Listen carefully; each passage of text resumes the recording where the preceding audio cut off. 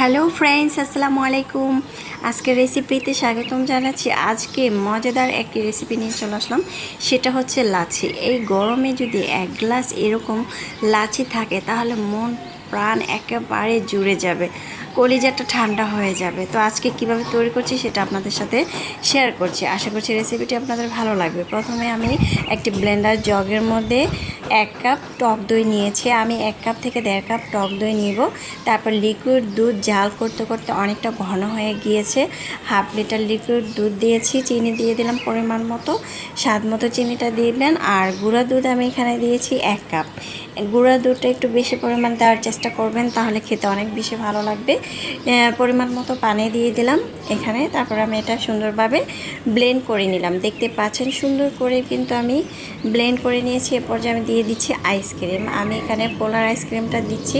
আপনারা একটা দিয়েছি, আপনারা চাইলে 2টি বা 3টি দিতে পারেন, তাহলে ঘন হবে, খেতে কিন্তু অনেক বেশি ভালো লাগবে।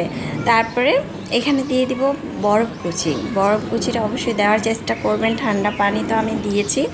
আর দিয়ে দিব বরফ কুচি। বরফ কুচি দিয়ে আবারও আমি একটু সুন্দরভাবে ব্লেন্ড করে নিচ্ছি।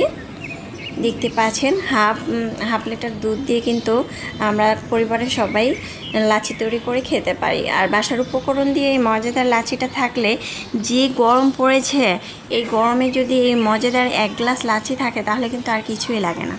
এখন আমি একটি গ্লাসে পরিবেশন করে নিচ্ছি।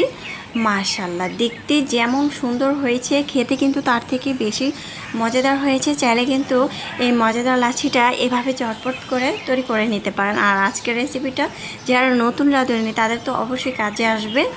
এখন আমি উপর দিয়ে কিছু আইসক্রিম দিয়ে পরিবেশন করে নিচ্ছি, আর কিছু বরফ কুচি দিয়ে পরিবেশন করে নিচ্ছি।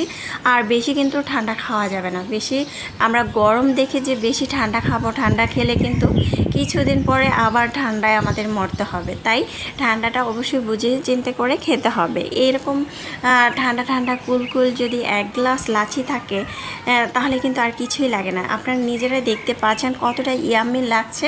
আশা করছি রেসিপিটি আপনারা ট্রাই করবেন বাসায়। আর রেসিপিটি ভালো লাগলে অবশ্যই চ্যানেলটা সাবস্ক্রাইব করে লাইক দিয়ে পাশে থাকবেন। এখন পরিবেশন করে নিচ্ছি। আল্লাহ হাফেজ।